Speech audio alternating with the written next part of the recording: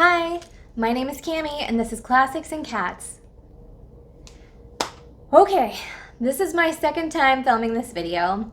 I did it once before, and after I edited the whole thing and was getting ready to upload it, I watched it on the big screen and I had food stuck in my teeth, so that's fun. So now I'm doing it again, so hopefully this time will be better.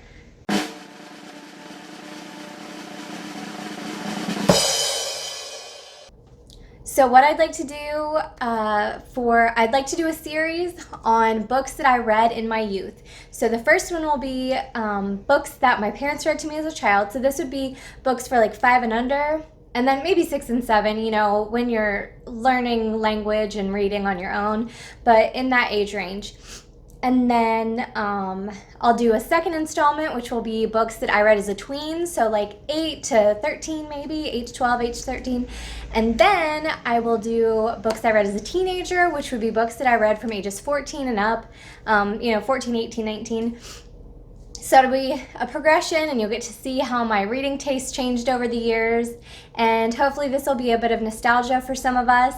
If some of you read these books as children, or you read them when you were a tween or a teen, you know, however it goes. So today, this video is going to be books that my parents read to me as a kid. So I hope you enjoy. All right. So the first book on the list is one that I'm sure both my parents read all of these books to me because they're all ones that I loved, so they were read over and over again. But this one I remember my dad reading. And this is Mr. Mogs Dogs. And I loved this book as a youngin' because the little black and white dog was fuzzy, so I could rub him, and it just felt so cute. And it was different, you know, I didn't really have many books like that, but all the pages have him with fuzzy little furry body. So this is the story of Mr. Moggs, and he has 4 dogs. And they don't have names yet. So what he does is he goes around town trying to ask for help naming his... Oh no! It's an old book. Oh dear. Okay, so he asks for help. So he asks the grocer, you know, what should I name these pups?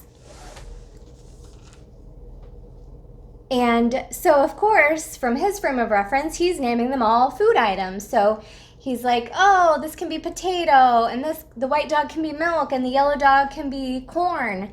And he didn't have a name for a black and white dog, but he said maybe we could paint him green and call him lettuce. The dogs don't like that.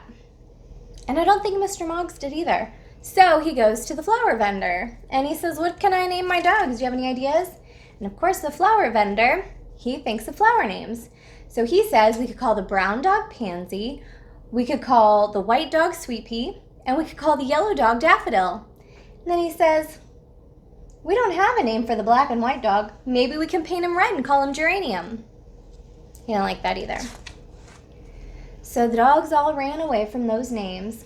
But then the candy man whispered in Mr. Moggs' ear with the perfect idea for dog names.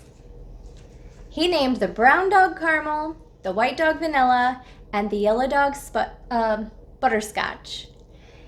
And the black and white dog, well, he's Chocolate Sundae. And I just loved this book as a little kid.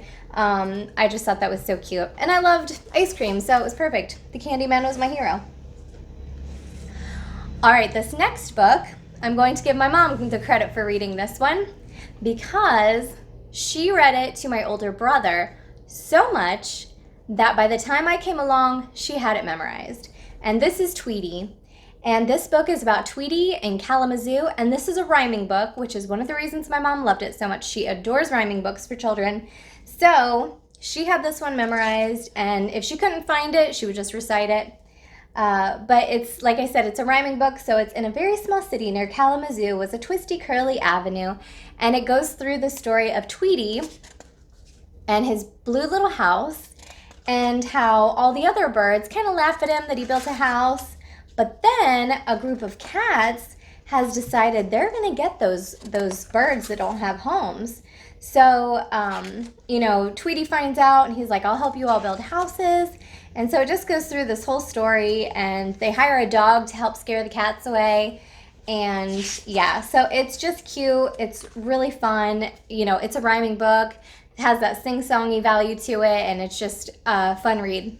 But I thought what I would do is have my mom come on here, if I can convince her to do that, and recite this from memory and see if she remembers it from, you know, almost 40 years later.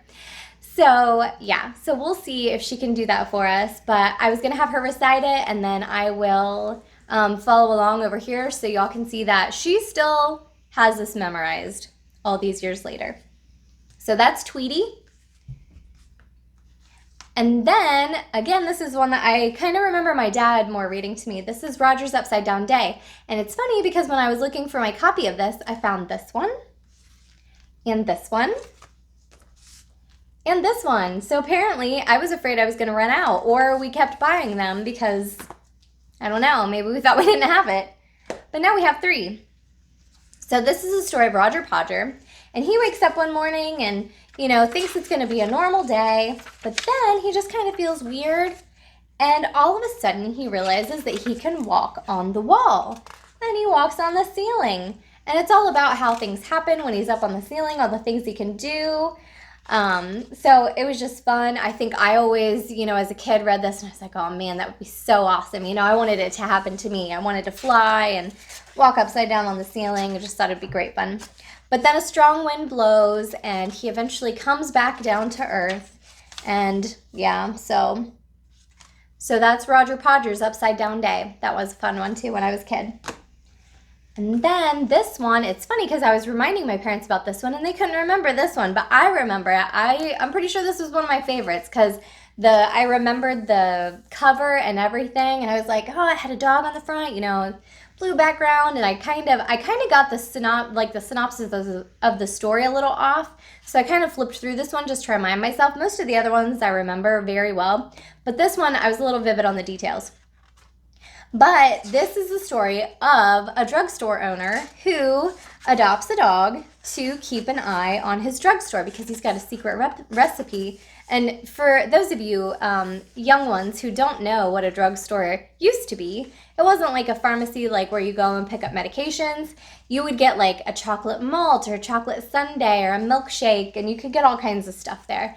So he has this drugstore where he has a secret recipe and he wants it protected. He doesn't want anyone to break in and steal this recipe. So he hires a guard dog named Shivers.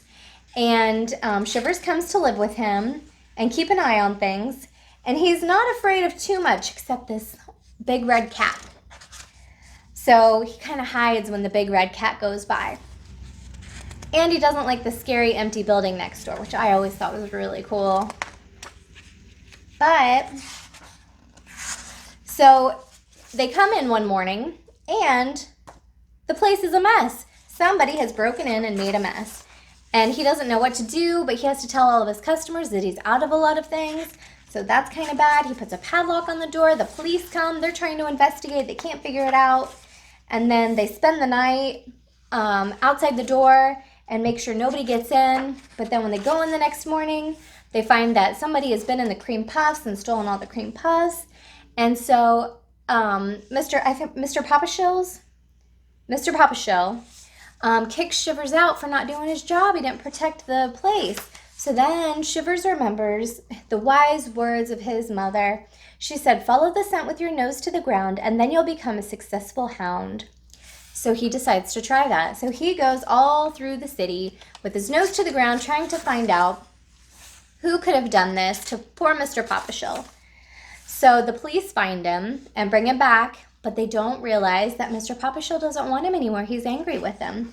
So he goes to the empty house next door to get out of the rain. So he's in there and he's scared, and the rug is moving, and when he pulls it back, he finds the mama red cat and 5 red kittens.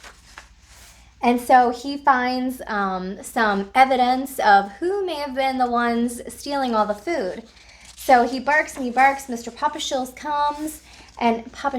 comes and realizes what's been happening. And so he says, oh, you poor things.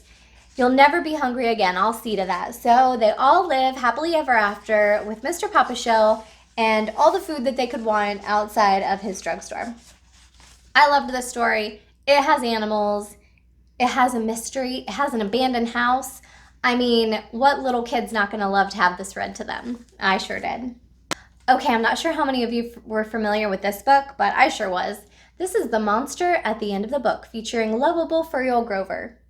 Yes, lovable furry old Grover. So I loved this book as a kid. I remember my parents reading this to me, and I absolutely loved it. I just thought it was hilarious. So Grover at the beginning is like, what did that say? What did the front of this book say? It said there's a monster at the end of this book. And he's saying, oh, we can't go any further. Like, don't turn the pages. We can't get closer to that monster at the end of the book. And then when I was a kid, my parents would read this so dramatically and, you turned another page. And I would just laugh because of all the things Grover was doing to try to get you not to turn the page. He was building walls. He was building brick walls. He did not want you to turn the page because he was scared of the monster at the end of this book. Well, when you get to the end, it turns out that the monster at the end of the book is Grover, and that's not scary. So there was no reason to be scared all along. And I just thought that was so cute, and I really loved that book as a kid. So if you have a little one in your life, read this to them. And that's another side note, just on the subject. I just think that reading to children, whether it's your own children or your brother or sister's children, your nieces and nephews, or your best friend's kids, just taking the time to sit down and read just a short, quick little book with a child is such a beautiful moment. It's such a bonding moment. It builds excellent memories. It's good for their vocabulary. It's good for their imagination. It's good for bonding. It's just, there's so many benefits. And, I attribute my love of reading to my parents reading to me as a kid and just kind of, putting that in our routine and in my life and just the excitement of books in general. And I mean, not that that's going to guarantee that you're going to have, a reader as an adult child, but, it's not going to hurt. And regardless, you're going to have beautiful memories. They're going to have these memories of you taking the time to sit down with them, whether you're their parent, a friend, an aunt, an uncle, anything. So I just think that it's just such a beautiful thing to share with another human being. And also, making books gifts to children, I think, is a great way to teach them that books have value. Whenever birthdays or Christmas come along, they're getting gifts, and gifts are exciting. Gifts are special. Gifts are, somebody took the time and spent money. And when you have books as part of gifts, it instills in them that this is something of value. This is something that I should be happy to have. And I just think it's such an excellent lesson. And so that's my spiel. I'm sorry. Back to the books. Just a side note. I also loved The Golden Goose as a little kid. So this book is about these three brothers, and the parents really value the two older brothers. They think they're the smart ones, they're the strong ones, they're the most valuable. The youngest son, he's kind of sweet and gentle, and they just don't think he's worth much. So the oldest brother goes out into the wood to get firewood, and an old man comes to him and asks him to share his lunch. The oldest son, his mother had prepared a lunch for him, like a really extravagant, delicious lunch, because he's the most favored child. So he had all this stuff to share, but he did not want to share with this old man, so he turned him away. So when he went back to work, he ended up hurting himself. Darn. And having to go back home. So they sent the second son out to complete the work. And he got almost as good of a lunch because, the parents favored him, second most. And so it wasn't as great, but it was still a pretty luxurious lunch. And again, the old man approached him and asked him to share his meal. And he said no, he wasn't going to. So he got hurt mysteriously and had to go home. So then the youngest son said, I'll go out and do it. I'll handle it. I think his name's Dumbling. That's awful. Just mean parents. So, they think that if the two awesome, older brothers couldn't handle it, then how in the world is this kid going to handle it? But he goes out in the woods. His mom doesn't really make him much. She gives him like a crust of bread and some water because, she's not going to waste that much time cooking for him. So he goes out with his meager lunch and to cut down wood, and the old man approaches the third son and asks him to share his meal. And the young man says, I don't have much, but I'd be glad to share what I do have. And so the old man shares his meal. And then he says, for your kindness, I will give you a gift. And he shows him where to go. And he finds a golden goose behind a tree. And he says, this will bring you your fortune. So the young man goes out for adventure, trying to seek his fortune. So he tucks the goose under his arm and wanders through villages. And people kind of think, if I could get one of those golden feathers, I might be able to make some money. So they try to steal a feather. And when they grab onto the goose, they get stuck. And then when someone tries to help the person that got stuck, they get stuck. So eventually, at some point, they've got this whole line of people that are following around this young man and his golden goose, and they're all stuck to him.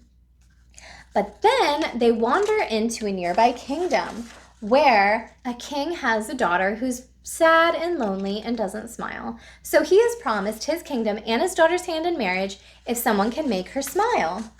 And as they traipse through town, all stuck together, all these people following this young man and his golden goose, she just laughs hysterically. And the king is so happy that someone made his daughter smile that he gives the young man his kingdom, his daughter's hand in marriage, and he's got a golden goose. So kindness paid off. And I love those stories. I think there's a theme in some of my books where like kind deeds paid off. And I love that because I believe in it. I believe in karma. I believe in putting good things out into the world. And so maybe these books are what started that as a kid. And then I remember my mom reading this to me as a kid. And I think there was a hidden message in here that she was trying to get through to me. This is called The House That Had Enough, and I loved this book. So this is about a little girl named Anne, who lives in her house. Don't ask where her parents are. We won't talk about that. I don't know. But she lives in a house, and one day her bed stands up and says, you don't ever make me. I'm not staying here. I'm leaving. So her bed leaves her. And then her clothes stand up and say, you never fold us. You throw us on the floor. We're leaving too. And then her pillow says he'll stay because she always hugs him at night and he's happy and cuddly next to her. So he'll stay with her. But her toothbrush and her toothpaste and the soap, they're unhappy that she never puts the cap on the toothpaste. She never rinses out her toothbrush. And her towels are always thrown on the floor. So they all leave too. And then the refrigerator leaves because she doesn't clean it out. The silverware leaves because she never does the dishes. Her toys leave because she's always left them on the floor and steps on them. And then, lo and behold, the house gets up and leaves. So she's just standing in an empty lot and has no home, no clothes, no bed, nothing. Because they all left her because she didn't take care of them, Mom. So she promises that she will take care of them, and they all come back, and she does as she promised. She cleans out the fridge, she takes care of the dishes, she puts the cap on the toothpaste and rinses out her toothbrush, folds her clothes, makes her bed, puts her toys away, and everything goes back to the way it should be. I loved this book, even with the subtle hidden message. So thanks, Mom. If you have a little one in your life that maybe isn't picking up their toys or maybe isn't putting their dishes away or picking up their towels off the floor, maybe read this and see if they catch any subtle hints in it as well. So this is one that I really loved as a little girl. And then I mentioned that my mom loves rhyming books, so Madeline was a staple in our house. So she read this book to me as a little girl. In an old house in Paris that was covered with vines lived 12 little girls in 2 straight lines. I don't know if you're familiar with this, but if you aren't, get a copy, read it to a little kid. They will love it. I think I probably got that from my mom, but I love rhyming books. Oh my gosh. If you've ever read Room on the Broom, they didn't have that when I was a kid. But that is such a fun rhyming book. I love it. So anyway, side note. But when I was a kid, we had Madeline. So I loved this story. It's about a little girl that's growing up in a home. I'm not sure if it's an orphanage. I think it might be an orphanage. Or maybe it's a boarding school. We'll say it's a boarding school. So they've got a mistress that takes care of them, and she lives with these other 11 girls. and they walked through the streets of Paris, and they smiled at the good and they frowned at the bad, and sometimes they were very sad. My voice is going out on me. Sorry. So it just talks about their adventures, their normal daily life through Paris. And then one night, Miss Clavel wakes up and says something isn't right. And she goes into the girl's bedroom and little Madeline is crying. And they take her to the hospital. And when she wakes up the next morning, all the little girls come to visit her. And they're sad and scared and worried about poor Madeline. And she shows them a scar that she's got from having her appendix taken out. So then they all wish her goodbye, and they all head back home and get in bed. And then Miss Clavel wakes up in the middle of the night again and says something isn't right. And she rushes in to see all the girls crying and saying, "We want our appendix out too." And she says, "Good night, little girls.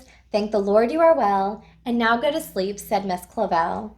And she turned out the light and she closed the door, and that's all there is. There isn't any more. And my mom would always read it and get softer and softer and softer while I drifted off to sleep. And I just love that. So yeah, Madeline, it's a classic. If you haven't read it, get it.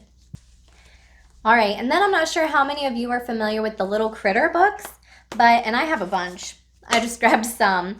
But I had several of these as a kid, and they were all just short little books about the adventures of the little critters. And I loved these books because as you're reading them, like my mom would always tell me, or my mom or dad would always tell me to look for the little spider that was hidden in all the pictures. So if you see here, there's a spider hidden on the page. So cute. And then, as they read along and be like, okay, now can you find the spider on this page? And sure enough, there's a spider. So that was always just a fun little extra. So you'd read, and then when you'd turn the page, you'd be like, all right, find the spider. And it was just always so fun. And I just loved seeing the little critters and then all of the other animals. They're just so cute. So these were just quick little reads. These are fun little paperback books for kids by Mercer Mayer. So yeah, these were a hit with me when I was a little kid. Oh, and then I don't have a copy of this with me, which is crazy because I have a bunch of them somewhere. But when I was a little girl, my dad would read If You Give a Mouse a Cookie. And he loved that book. He loved reading that to me. And so we just had this little bond over If You Give a Mouse a Cookie. And I don't have my copy. So I'm not sure. Maybe it's in a box at my mom and dad's house still. But maybe my dad kept it. Dad. But yeah, so that's a good one. I'll insert a picture so if you see the cover, maybe it'll ring a bell for you. But that is such a good one to read to your children as well. It's about if you give a mouse a cookie, then he'll want a glass of milk. If you give him a glass of milk, then he's going to want a napkin to wipe his face. And if you give him a napkin, he's going to want to, trim his hair. And it just goes through this whole thing of a series of events if you give a mouse a cookie. And it's so cute. And so that one's definitely one from the childhood that was quite a memory for me and very special. So I have that one. Then I also had one called The Witch's Vacation, and I loved this book. It's about this brother and sister, and their next door neighbor is a witch, and they just love her. But then they have to go to summer camp, and they're sad because they got to leave her behind. But when they get there, they see their tent, and they're like, ugh, this is going to be rough. But the witch showed up, and she made some magic happen, as she put an arcade basically inside their tent. So she seems like a good friend. And then it's raining, but she stops the rain so that they can swim. And then a little boy kicks down the brother's sandcastle, so she builds him a new one. And then let's see what else happens. Oh yeah, they can't build a fire, so she gets a dragon, lights a fire. I mean, it seems like pretty awesome to have a witch and a dragon as a friend. So yeah, I loved this book. I thought it was really cute. Their little witch friend making all the magic for them. So that was a good one. And then I also remember The Talking Eggs. And this one's sweet because it still has To Cami 1990 from Mom and Dad in it. So I think that's so sweet. And that's another thing that I should touch on. I never write in my books. I don't write my name in them. I don't write a date. I don't write who they're from and all those things. And it just makes me so sad looking back now, because when I see that, it makes this book so much more special to me, because I know who it came from, the year that it was given to me, you know, all of that. So I want to make it a point and a priority now for me to, when I give books as gifts, to write my name, who it's to, you know, a special message maybe, and the year. And I just want to make that a habit. And I want to start writing, you know, my name in my books, so that I know and future generations know that it was my book. My parents gave me a copy of At the Foot of the Rainbow for Valentine's Day this year, which is a Gene Stratton Porter book. And inside was my grandfather's name and the location he was at when he was given the book, or obtained the book somehow. And he was in Fort Belvoir, Virginia, and it had the date on it, June 10th, 1943. And that information in the cover of that book makes that book 20 million times more special to me.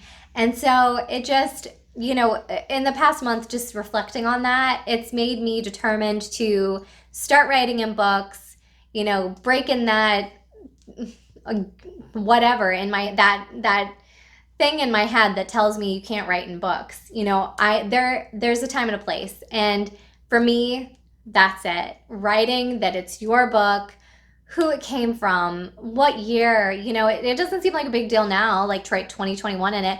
But 40 years from now, if I have grandchildren and they read it, I mean, they're going to be like, this was my grandma's book. And, you know, I just think that's so beautiful. And it was given to her by her parents in 1990. I mean, that's so special. And so this is my soapbox message to tell all of us that it's okay to write in a book.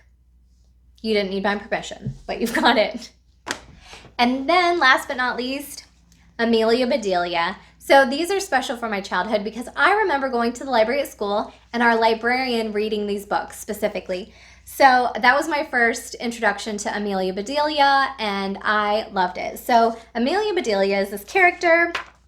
You know, I think she's a housemaid, and the people that she works for, you know, good people. But, you know, they have to be careful what they say to Amelia Bedelia, because if they tell her to hit the road, or it's time to hit the road, she grabs a stick and hits the road. And I just thought she was so funny when I was little. You know, they tell her to pitch the tent, and so she picks it up and just tosses it to the side because they said pitch the tent. So it's just cute. It's all good fun. And I loved it as a little kid. I just thought it was so funny that she was so silly, you know, taking everything so literally. So if you have little ones in your life and you want to give them a giggle, I mean, this is an excellent start. And it's a series. I think there's a ton of these. So I just happen to have these two with me. But yes, so I think that's all for the books that I really, really remember. So these aren't ones that I went back to a list to look at. This is when I thought of this video idea or this video series idea. These are the books that I was like, well, you know, when I was this age, I remember mom and dad reading this and this and that. And, you know, I just made a list from memory. So these books obviously had an impact on me from that long ago. So they made it to the video, and maybe I forgot some. But I thought it'd be fun if you could all write down in the comments, you know, what books you remember being read to you as a child, and let me know, because maybe there's some that'll ring a bell down there that I totally forgot about. So please comment, tell me what books you enjoyed as a child, and tell me if you read any of these, if we have any of these childhood books in common. And yeah, let's have a conversation about our childhood book collection. So yes. So I hope you enjoyed this. I hope you're excited for the next two videos, books I read as a tween and then books I read as a teen. And I hope we have some more books in common that we find out later. So yes, without further ado, remember, always be kind to yourself, always be kind to others, and always be kind to cats. Thanks. Bye.